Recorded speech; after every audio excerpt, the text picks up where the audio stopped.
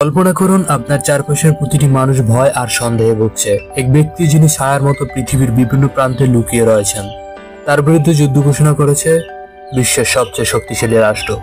কিন্তু এই মানুষটি কে, কিভাবে তিনি এমন এক প্রভাব বিস্তার করলেন যে তার নাম উচ্চারণ করলেই মনে হয় সন্ত্রাসের এক প্রতীক। কিন্তু প্রশ্ন হলো, আমেরিকার মতো সুপার পাওয়ার দেশ কিভাবে 10 বছর ধরে এই মানুষটিকে খুঁজে বের করতে ব্যর্থ হলো, আর শেষমেশ সিআইএ কিভাবে তাকে খুঁজে পেয়ে হত্যা করতে সক্ষম হয়েছিল। এই কাহিনী শুধু একটি অনুসন্ধানের নয়, এটি রহস্য, কৌশল এবং অসম্ভবকে সম্ভব করার এক মহাকাব্য। ওসামা বিন লাদেন এক রহস্যময় চরিত্র যাকে ধরার জন্য আমেরিকা সিআইএ 1 দশকের বেশি সময় ব্যয় করেছিলেন। কিভাবে তাকে খুঁজে পেল, কোন কৌশলে তার ছায়াকে আলোর মুখে আনা হলো, আজকে সেই গল্প এবং রহস্য উন্মোচন করব আজকের এই এপিসোডে।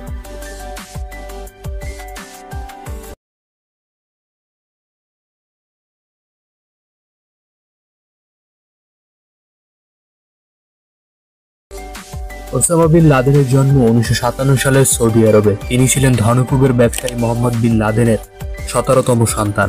তার পরিবার বিলাসী জীবনযাপনে অভ্যস্ত থাকলেও লাদেন ছোটবেলা থেকেই ইসলামের প্রতি একাগ্র ছিল। তবে তার এই ধর্মীয় অনুরাগ ধীরে ধীরে রূপ নেয় উগ্রপন্থায়। 1980-এর দশকে সোভিয়েত আফগান যুদ্ধের সময় তিনি আফগান মুজাহিদগণের পাশে দাঁড়ান। এখান থেকে তার পরিচিতি বৃদ্ধি পেতে থাকে। কিন্তু সোভিয়েত যুদ্ধের শেষে তার লক্ষ্য বদলে যায়।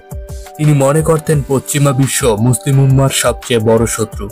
সাল 1988 লাদেন প্রতিষ্ঠা করলেন আল কায়েদা। এটি ছিল একটি গ্লোবাল সন্ত্রাসী সংগঠন যা মূলত মুসলিম দেশগুলোতে পশ্চিমা হস্তক্ষেপ বন্ধ করতে চেয়েছিল।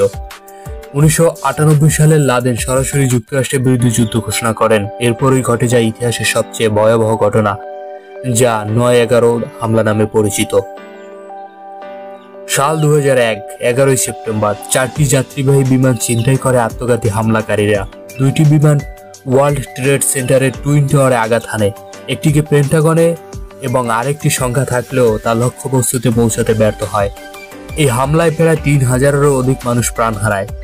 যুক্তরাষ্ট্র থমকে যায়। যুক্তরাষ্ট্রের গোয়েন্দা সংস্থা সিআইএ এর সামনে এক বিশাল চ্যালেঞ্জ এসে দাঁড়ায়। এই হামলার মূল পরিকল্পনাকারী ওসামা বিন লাদেনকে খুঁজে বের করতে হবে।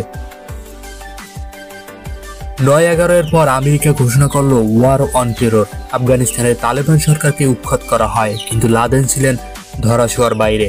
2001 থেকে 2011 সাল পর্যন্ত তিনি বিভিন্ন সময় আফগানিস্তানের দুর্গম পাহাড় এবং পাকিস্তানের গোপন স্থানে আত্মগোপন করেছিলেন। আল কায়েদার প্রতিষ্ঠার পর 1988 সালে ওসামা সরাসরি যুক্তরাষ্ট্রের বিরুদ্ধে যুদ্ধ ঘোষণা করেন। তার বক্তব্য ছিল মুসলিমদের ভূমি থেকে মার্কিন সেনা সরিয়ে দেওয়া।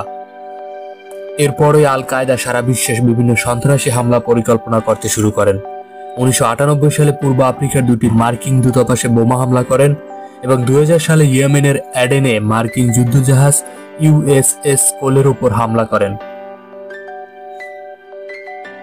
আমেরিকার ওয়ান ওয়ার টেরর ঘোষণার পর 2001 সাল থেকে 2011 সাল পর্যন্ত লাদেন কোথায় ছিলেন, কিভাবে ছিলেন, সেটি ছিল একটি বড় রহস্যময়।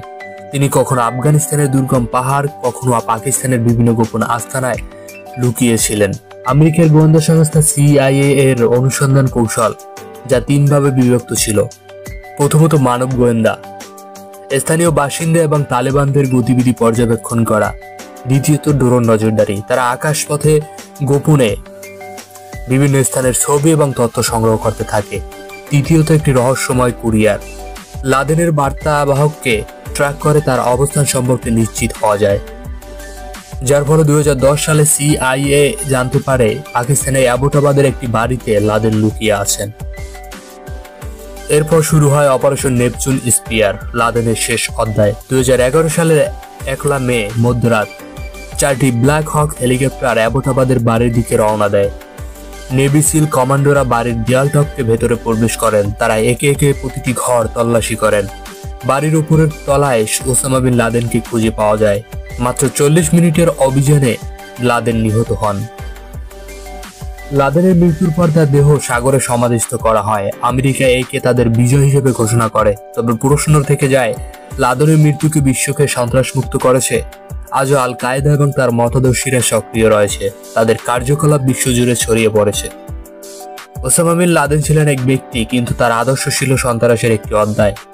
তার মৃত্যু শুধুমাত্র একটি নামের সমাপ্তি নয়, বরং একটি যুগের অধ্যায় শেষ। এই কাহিনী আমাদের শেখায় যুদ্ধ এবং সন্ত্রাস কোনো সমস্যার স্থায়ী সমাধান নয়। প্রকৃত সমাধান আসে বোঝাপড়া, শিক্ষা এবং শান্তি প্রতিষ্ঠার মাধ্যমে। পরবর্তী রহস্যময় কাহিনীতে আবার দেখা হবে। ততক্ষণ ভালো থাকুন, সুস্থ থাকুন। আল্লাহ হাফেজ।